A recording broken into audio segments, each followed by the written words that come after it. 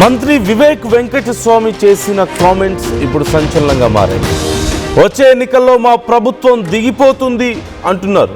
నేను కూడా ఓడిపోతా అని చెప్తున్నారు. అందుకే నేను మీకు గ్యారంటీ ఇవ్వలేను అంటూ ఆయన చేసిన కామెంట్స్ ఇప్పుడు చాలా పెద్ద డిస్కషన్ని రైజ్ చేస్తున్నాయి.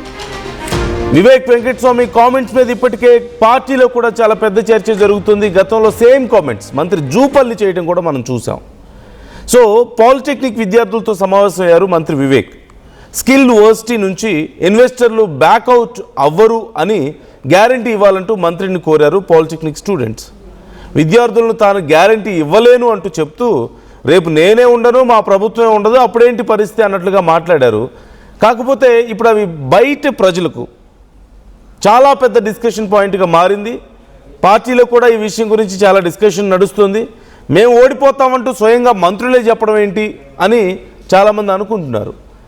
టేక్ ఏ లుక్ అండ్ మీకు ఏమనిపిస్తుంది ఈ కామెంట్స్ చూసిన తర్వాత? మీ అభిప్రాయాలు కూడా కామెంట్ చేయండి. ఒక్కసారి వివేక్ ఏమన్నారో చూద్దాం. గవర్నమెంట్ పోతుంది, నేను ఎట్లా నా గ్యారంటీ ఏం ఫైదా మీకు? నేను ఇప్పుడు నేను ఉన్నాయా, రేపు నేను ఓడిపోతా, మా గవర్నమెంట్ పోతుంది, నేను ఎట్లా నా గ్యారంటీ ఏం ఫైదా మీకు? నేను ఇప్పుడు నేను ఉన్నాయా, రేపు నేను ఓడిపోతా, మా గవర్నమెంట్ పోతుంది, నేను ఎట్లా నా గ్యారంటీ ఏం ఫైదా మీకు?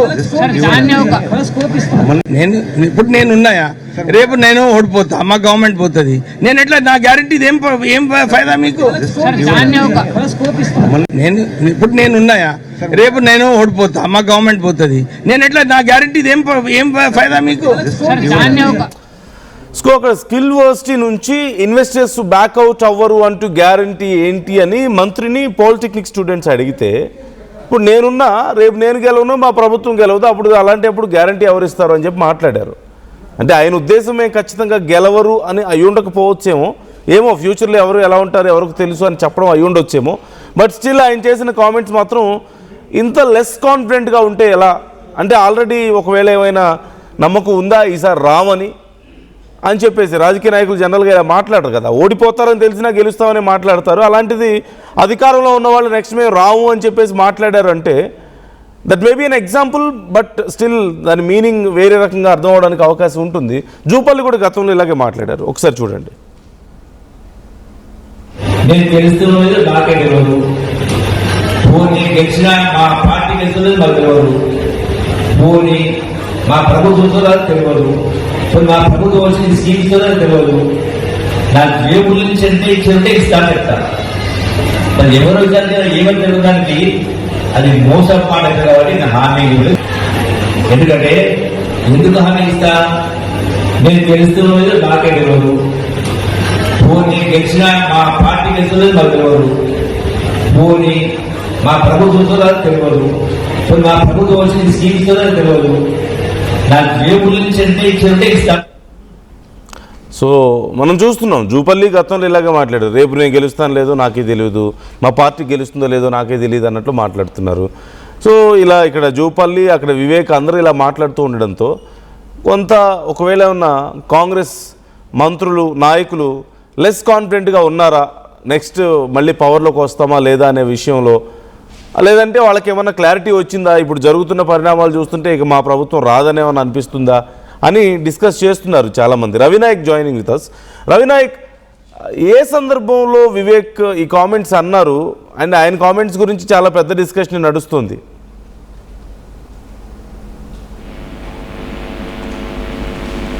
రవినాయక్, నా వాయిస్ వినిపిస్తుందా మీకు?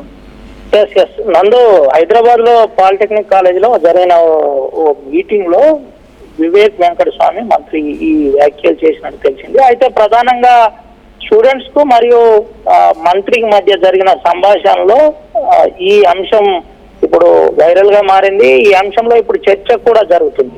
అయితే ప్రధానంగా శక్తి అనే ఒక టెక్నికల్ కోర్సును నేరుగా ఈ పాలిటెక్నిక్ అంశాన్ని దాంట్లో మెర్జ్ చేస్తున్నారని, దీనిపై విద్యార్థులు నిరసన చేస్తున్నారు. ఇప్పుడు ఇది రాష్ట్ర వ్యాప్తంగా నిరసన కొనసాగుతుంది. ఈ నిరసనలో భాగంగానే కొంత ఈ అంశంపై చర్చ జరిగింది. ప్రభుత్వం ఎందుకు మమ్మల్ని ఇంజనీర్లను చూడాలని అనుకోవట్లేదు, ఇంజనీర్లు కాకుండా మమ్మల్ని లేబర్ గా ఎందుకు చిత్రీకరించే ప్రయత్నం చేస్తున్నారు, పాలిటెక్నిక్ తర్వాత మేము ఇంజనీరింగ్ విద్యకు దూరమయ్యే ప్రమాదం ఉంది దీనివల్ల అని స్కిల్ డెవలప్మెంట్ సెంటర్ ద్వారా అని చెప్పే ప్రయత్నం చేశారు. అయితే ఈ స్కిల్ కి సంబంధించిన శక్తి అనే ఒక అంశం ఏదైతే ఉందో ఈ అంశం గురించి చాలా సీరియస్ గా చర్చ జరిగినట్టు తెలిసింది. ఆ చర్చలో భాగంగానే విద్యార్థులకు ఇటు మంత్రి వివేక్ వెంకటస్వామి మధ్య మాట జరిగింది. ఈ మాటలో భాగంగా అబద్ధపు మాటలు నేను మాట్లాడలేను, దీంతో పాటు నేను రేపటి అంశం ఈ రోజే చెప్పలేను, రేపు గెలుస్తామా ఓడిపోతామా, రేపు పొద్దున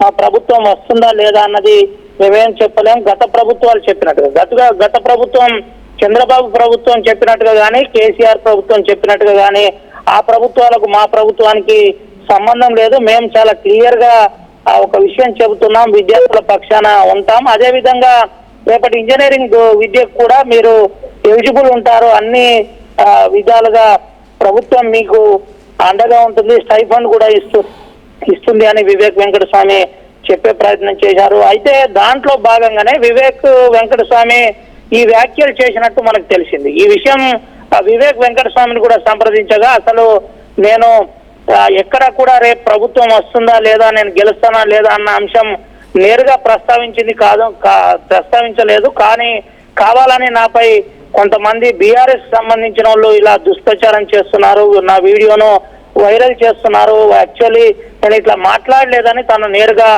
మాట్లాడే ప్రయత్నం చేశారు. ఏది ఏమైనప్పటికీ వివేక్ వెంకటస్వామి విద్యార్థులతో మాట్లాడిన అంశం ఏదైతే ఉందో, పాలిటెక్నిక్ స్టూడెంట్స్ తో పాటు విద్యార్థి సంఘాల నాయకులతో పాటు మాట్లాడిన అంశం ఇప్పుడు వైరల్ గా మారింది. Nandu yeah right, thank you Ravi Nayak, thanks for the details. So Vivek మాట్లాడుతూ అక్కడ పాలిటెక్నిక్ స్టూడెంట్స్ అడిగిన క్వశ్చన్కి గ్యారంటీ ఉంటుందా మరి ఈ స్కిల్ యూనివర్సిటీ నుంచి ఇన్వెస్టర్స్ పోకుండా ఉంటారా అని అడిగారు వాళ్ళు.